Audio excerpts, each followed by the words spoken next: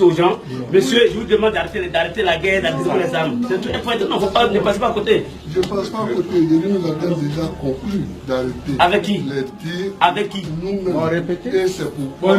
J'ai appelé des gens ce matin, vous savez ça? J'ai appelé des gens hier, vous savez ça? Ça fait 4 personnes. Mourou, on a fait chez vous? Mourou, pourquoi vous avez il y a parti quelqu'un là-bas? Pourquoi vous avez parti quelqu'un? Il va passer. Vas-y. Bon, les gars, on lui laisse. Monsieur le président Sultan. Voilà. Nous avions arrêté ce matin à l'aurore d'arrêter les combats. Et c'est pourquoi d'ailleurs j'ai permis à Tagro de sortir avec un mouchoir blanc. C'est moi qui lui ai permis. Dans ce documentaire, nous ruminons la fin de 4 mois de crise post-électorale en Côte d'Ivoire, les motifs qui ont conduit Gbagbo et Blé Goudé à la CPI et l'acquittement des 2 hommes. Le président ivoirien sortant, Laurent Gbagbo, avait été arrêté lundi 11 avril 2011 à l'issue d'une attaque sur sa résidence à Abidjan par des forces de son rival Alassane Ouattara, appuyé par les moyens aériens et blindés des forces françaises et de la mission des Nations Unies.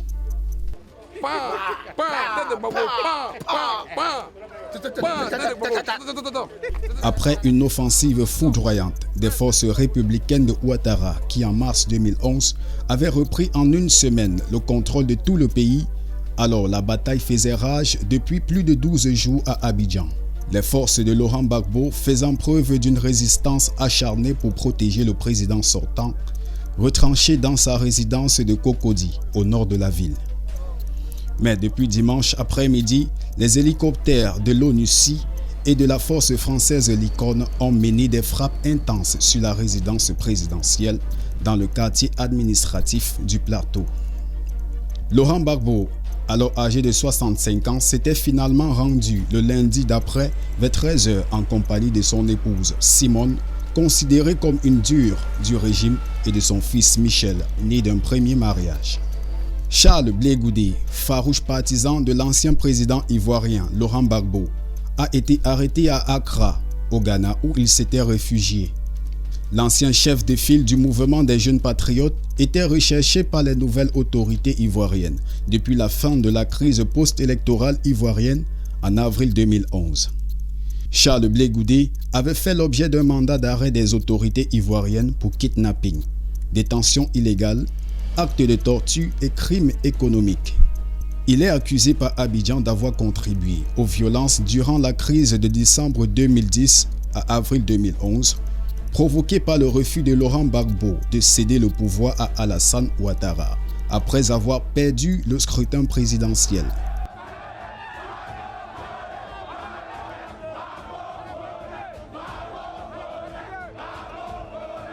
Après une décennie de procédure, les 2 hommes seront acquittés par la Cour pénale internationale le 15 janvier 2019. Une décision rendue par la Cour qui ne sera pas entendue de cette oreille par la procureure Fatou Bensouda, qui intentera un procès en appel en septembre 2019. Mais la Chambre d'appel de la Cour pénale internationale a confirmé ce 31 mars 2021 l'acquittement de Laurent Gbagbo et de Charles Blé Goudé, prononcé en première instance le 15 janvier 2019. Une décision qui ouvre donc la voie au retour de l'ancien président ivoirien dans son pays. Nous venons d'apprendre que toutes les conditions contre le président Laurent Gbagbo et Charles Blé Goudé sont levées.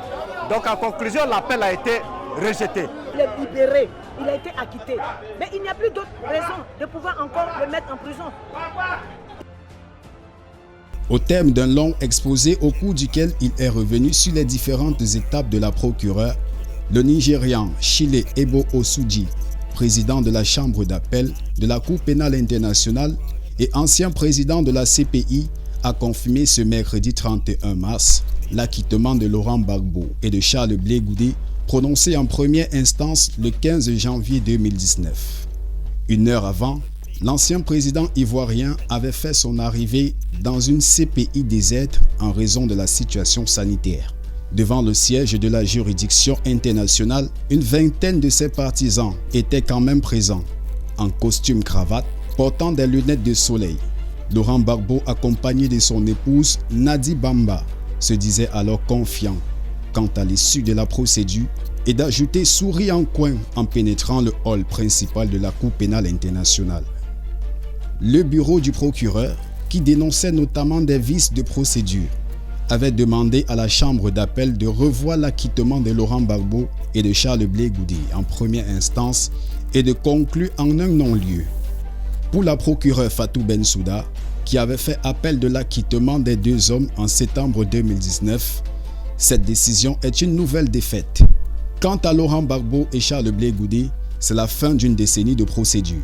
Eux qui avaient été accusés de crimes de guerre et de crimes contre l'humanité durant la crise post-électorale de 2010 à 2011 en Côte d'Ivoire, qui avait fait plus de 3000 morts, les deux hommes avaient été acquittés par la chambre préliminaire le 15 janvier 2019. Les juges avaient alors pointé le manque de preuves de l'accusation, le président de la chambre allant même jusqu'à évoquer la faiblesse exceptionnelle du dossier du procureur. Acquittés, mais pas complètement libres, Laurent Gbagbo et Charles Blé Goudé doivent rester à proximité de la Cour pénale internationale et demeurer à sa disposition. L'ancien chef de l'État s'installe donc à Bruxelles, où il réside jusqu'à présent avec sa femme. Charles Blé Goudé, lui, fait le choix de rester à La Haye.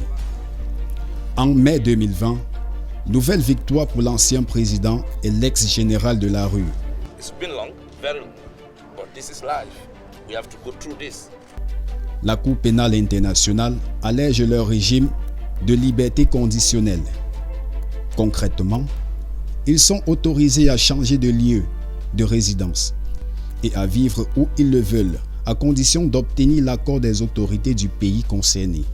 Immédiatement, les partisans du Woody de Mama se mettent à rêver d'un retour imminent de leur mentor en Côte d'Ivoire.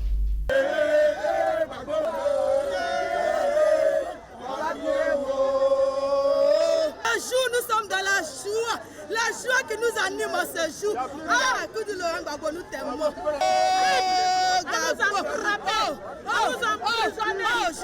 So overwhelmed with joy. We are completely excited. We are proud of that. He went through it with dignity. Well, we haven't spoken. They haven't allowed us yet because I think the paperwork is being done. But we assume that the plan is to go back to Côte d'Ivoire. That's the hope, and we think that's the plan. Mais malgré sa volonté affichée de rentrer à Abidjan, son comeback est sans cesse reporté. Dépourvu de passeport, recalé à la présidentielle du 31 octobre 2020, Laurent Gbagbo rencontre obstacle sur obstacle. Ses proches accusent les autorités ivoiriennes de tout faire pour l'empêcher de rentrer. De leur côté, Alassane Ouattara et son entourage assurent qu'ils sont disposés à permettre le retour de l'ancien président, mais uniquement lorsque la CPI aura définitivement statué sur son sort. Après sa réélection pour un troisième mandat en octobre dernier, au terme d'une élection marquée par des violences et le boycott actif d'une partie des candidats de l'opposition, le chef de l'État en trouve davantage la porte au retour de son prédécesseur. Alors que les tractations entre les deux camps se tenaient jusque-là en coulisses entre discrets émissaires, elles sont désormais officialisées. Début janvier, le Premier ministre Ahmed Bakayoko a ainsi reçu officiellement Assoa Adou, le secrétaire général du Front populaire ivoirien, pour évoquer formellement les modalités du retour de l'ex-président à Abidjan. Au centre des échanges, la condamnation de Laurent Gbagbo en janvier 2018 à 20 ans de prison dans l'affaire du braquage de l'Agence nationale ivoirienne de la Banque centrale des États de l'Afrique de l'Ouest. Une décision qui vient ainsi mettre fin à de longues années de disette. La Côte d'Ivoire est désormais prête à accueillir ses fils, gardant l'espoir d'une paix durable dans le pays. On se dit que c'est toute l'Afrique qui vient d'être libre. C'est toute l'Afrique, en particulier la Côte d'Ivoire. Voilà pourquoi nous sommes devenus fous. Cette journée restera gravée dans nos mémoires.